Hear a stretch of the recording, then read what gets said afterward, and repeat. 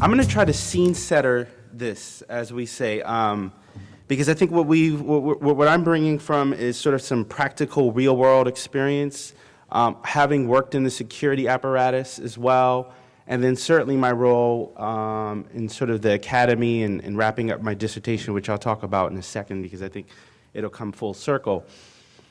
But what I wanted to do is just step back and really allow us to think about a couple topics. I mentioned this in our workshops we had a couple days ago, but for a decade, I just started everything really young. I was 22, 23, but I worked in government for 10 years, and I worked in the intelligence community. I worked for CIA. Actually started off with the National Security Agency, as an Arabic linguist, looking at jihadi chat rooms, actually looking for jihadi messages in pornography. That was my first job. And I was a clueless, very green Muslim from Charleston, South Carolina, who was just like, what the hell did I get into? I don't share this often, but I really wanted to open up with you guys. I think you all appreciate this because you're probably reading my mind right now.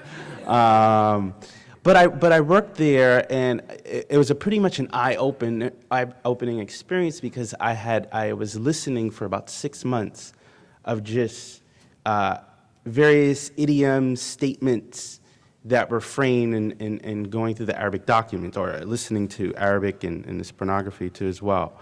But really my career was looking at extremist ideology, counter-radicalization for the agency, working for the Director of National Intelligence. So just so you understand, for the U.S. intelligence community after 9/11, there was the creation of a Director of National Intelligence that would oversee all efforts for the U.S. government on intelligence issues. And so I was part of a small group of cadre. It was about 50 of us. This is very early on who came together. My background was as a historian, Islamic, African, Middle Eastern history. I studied obviously in the Middle East. I studied in West Africa, studied in Timbuktu, traditional Islamic sciences, and then in Syria too as well. And my colleagues were psychiatrists. My colleagues were former advertising reps from Madison Avenue in New York City. So really, can you imagine this sort of convening location where you're bringing different minds together to deal with a complex problem set of terrorism and finding ways in which we can put out analytical pieces for U.S. government policymakers and foreign counterparts and making sense of this emerging issue. It was not easy at all. And so I would work together with my colleagues on, well, you know, Ramadan's coming up, and what would the implications be of an attack, right? Now we're seeing this as the new normal, where attacks have been taking place in Manchester, in London, in Pakistan, in Afghanistan, in Belgium, in Paris, just during this month of Ramadan. And at the time, we would, you know, talk about the significance of what would it be. It was a what-if scenario. So it's very structured in its analytical framing. And so I did this, and lo and behold, the majority of my career was dealing with death and devastation. You know, I worked in station where I was working with counterparts who were in XYZ country putting together analytical pieces as it relates to extremist ideology, identifying particular targets and trying to make sense of this as well. And so I say this because I also, something very recent that I think you may find this interesting. In 2013, you may have heard of an individual by the name of Abu Anas al-Libi. Abu Anas al-Libi was a member of one of the individuals who used to be a member of LIFG, Libyan Islamic Fighting Group.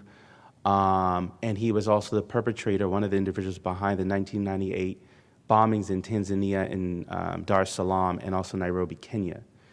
And so in 2013, he was picked up off of Libya, and from Libya he was floating along basically a flotilla ship, because for all intents and purposes he was not picked up.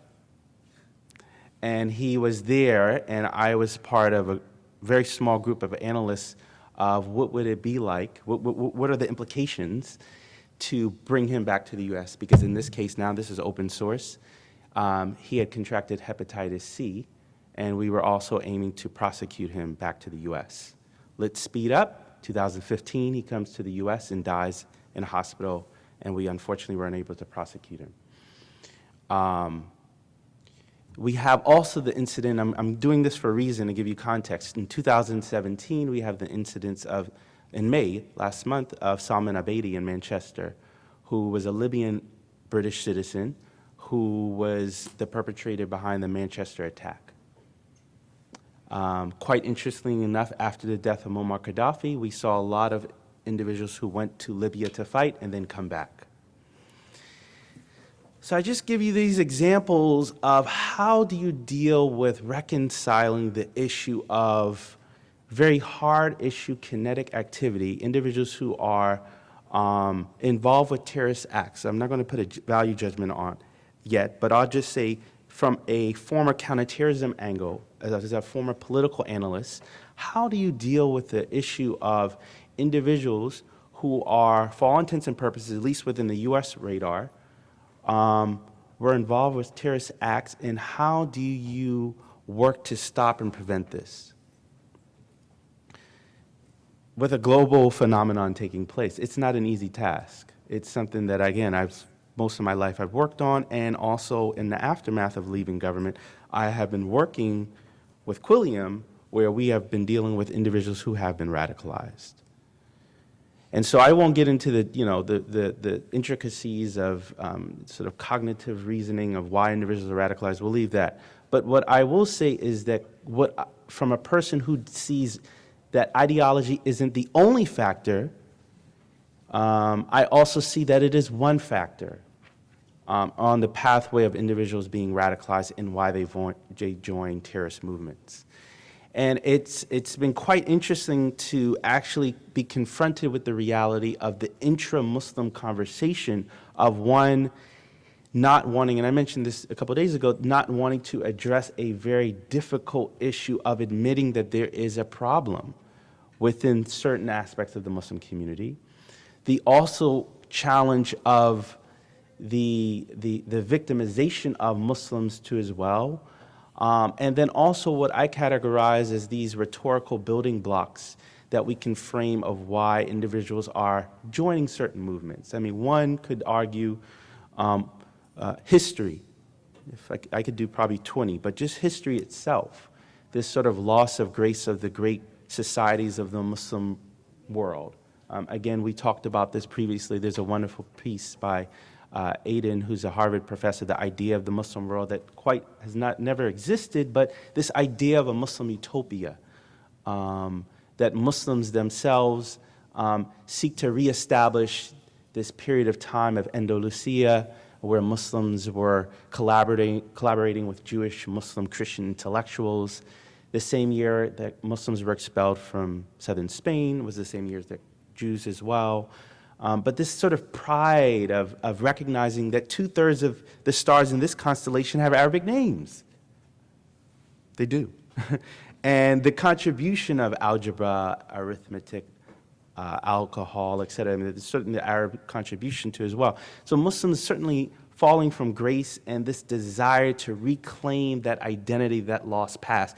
We see it within the literature. I mean, Al-Laki himself talks about, he's the English ideologue, he references this past glory, that this idea of, in the Quranic text it says, kuntum khayra ummatin ukhrijat linnas, that you will forever be, you will always be the best community.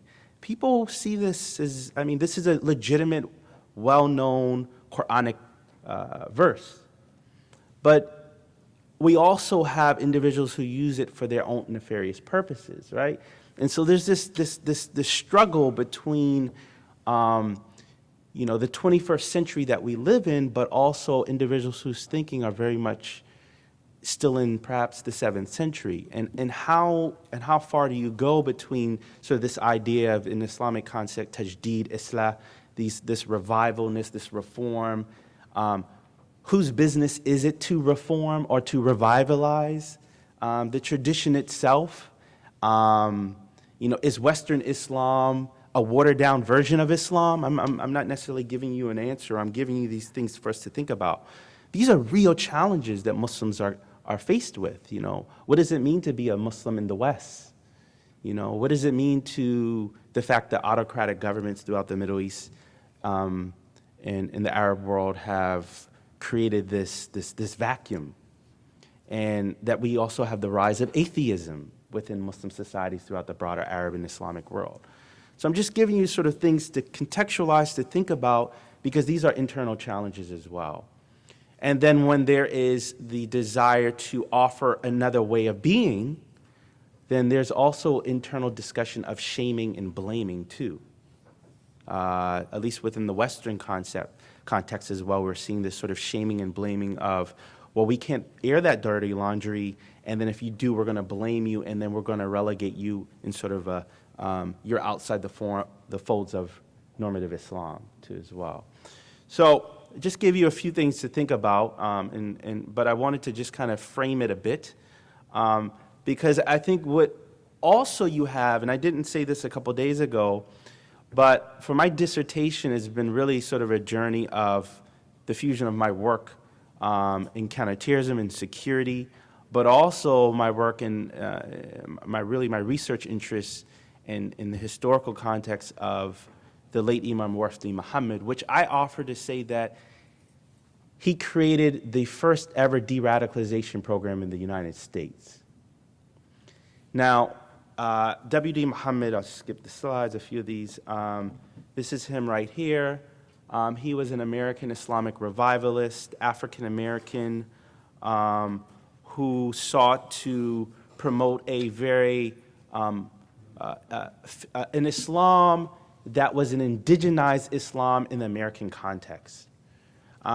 He sought to establish a legacy into the American consciousness that was able to get past the hate, the frustration of the American experiment with slavery, the impact and after effects of Jim Crow laws in the American South, and was able to get sort of transcend, if you will, past the frustration and hate, real and or perceived, of African Americans' treatment, and able to use in this case, the religion of Islam as a vehicle of that sort of transcendence as well. And so what you see is, I'm just for the sake of time trying to move through a few of these, is W.D. Mohammed, as I mentioned, was an African-American Muslim, and he was, his father's teachings was rooted in black nationalism, made-up theology, Freemasonry,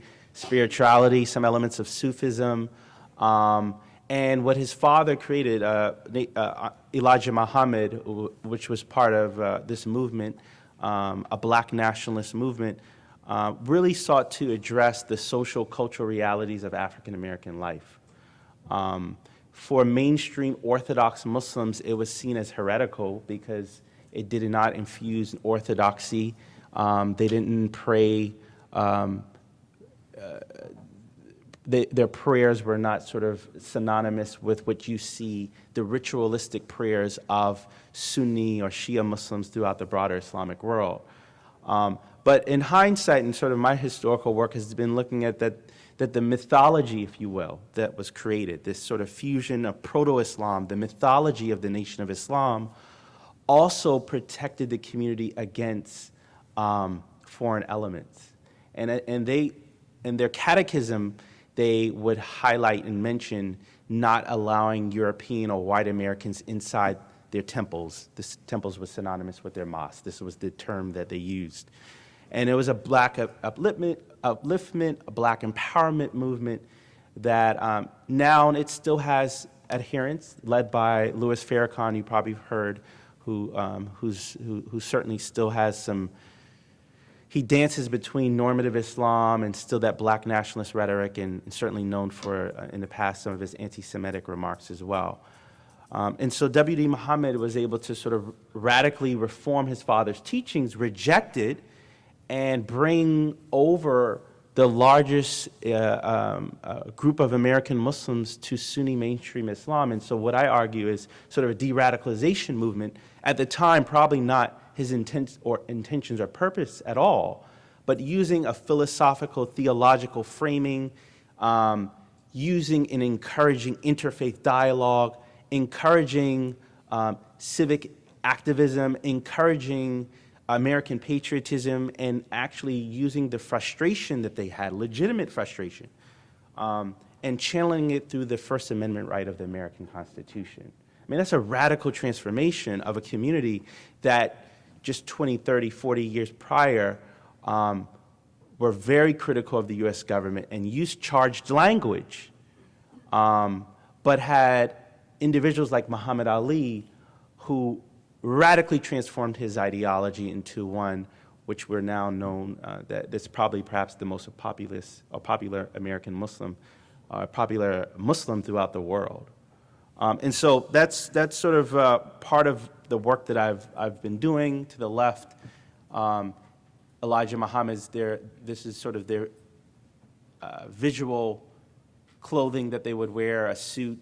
Previously, certainly his reforming individuals who had been on drugs and alcohol abuse, and dignifying them, giving them a sense of purpose and meaning, and radically transforming their view, their worldview of the world. I think our colleague, I can't remember his name right here, you were offering sort of radically transforming people's thinkings that offer another way of being. And so Elijah Muhammad offered that, and W.D. Muhammad himself sort of took it on to the next level. And I think the question, and for us, me as a historian, someone who works on counter-extremism issue is, how do you monitor and evaluate this? This is the big question. Is this successful? What we've seen is, now in a generation, myself included, I usually work on my own sort of cultural bias, and I'm a bit removed from the topic, but I'm a third-generation African-American Muslim myself, and we've seen community members that are now part of the very fabric, the part of every aspect of American society. We have 2 Muslim congressmen, we have doctors, we have lawyers, we have physicians, we have veterans who are part of the American fabric, who have studied overseas in the broader Arab Islamic world, but also have come back and have been part of the society, which is pretty revolutionary too as well. And so what I showed you right here is just one of the artists in this particular community who shows you sort of the identity issues of individuals outside of this community as well. To date, there is no one that has been radicalized or has joined ISIS or Al-Qaeda at all. And this community has at least 1 to 2 million adherents. That's a pretty large number. I mean, so there's some evidence to back up this as well. And then I will just leave you too as well with this, is that, I mean, I think that the question comes up, what happens to the new generation in terms of, if we just focus on the rise of Salafi theology, the rise of Islamist ideology that's around. The question is, things are shifting quite a bit. Millennials are looking for new ways of expressing themselves. We are seeing individuals who did not come through this particular movement with the late W.D. Muhammad joining terrorist movements. Carlos Bledsoe in 2009, African-American who carried out an attack in Arkansas. We've seen Al-Qaeda using statements after the election of Barack Obama, saying, playing off of racial tensions, telling African Americans to come back to their long-lost faith. Why would you want to be in a field Negro, and why would you want to be working for Europeans or white Americans when you can come back to your long-lost faith? Obviously, enslaved African Muslims, upwards of 45% of the enslaved African population came from Muslim lands. So American Muslims have been part of the U.S. since its inception as well, which is quite interesting. And then we just have a whole list of other individuals, again, that certainly shows that African-American populations aren't immune totally if you go outside the W.D. Muhammad community, but this Salafi theology is certainly part of an emerging mainstream ideology as well. I will say, and I just for clarity purposes, Islamist ideology has a narrow, strict interpretation of Islam. Jihadism certainly, or I should say Salafi theology combined with Islamist ideology creates Salafi jihadism. And so right now we're seeing seeing this transform itself all throughout the world. And it's important to highlight there are various spectrums of individuals on the Islamist scale. You have nonviolent Islamists who want to be part of the society, and then the modern day manifestation of Al-Qaeda and ISIS, et cetera, Al-Shabaab, Boko Haram, are on that scale of carrying out violent actions. I'll stop there. I'll go there.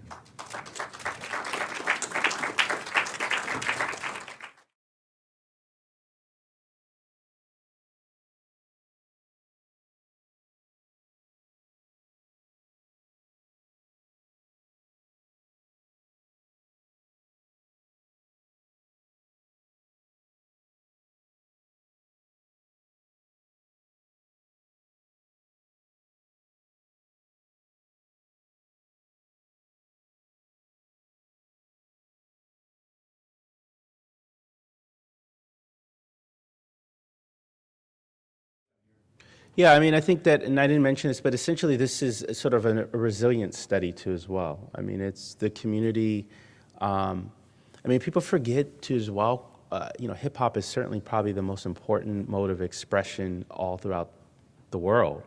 And I remember I wrote several articles in presidential daily briefs to President Bush on the role of hip hop in Morocco and how that can be used as a mode of expression to combat extremism.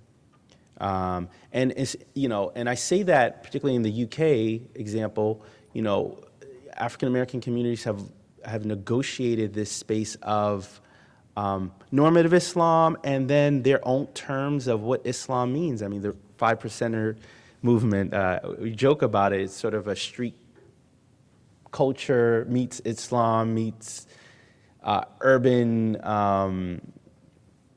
it's an urban street culture meets Islam on its own terms.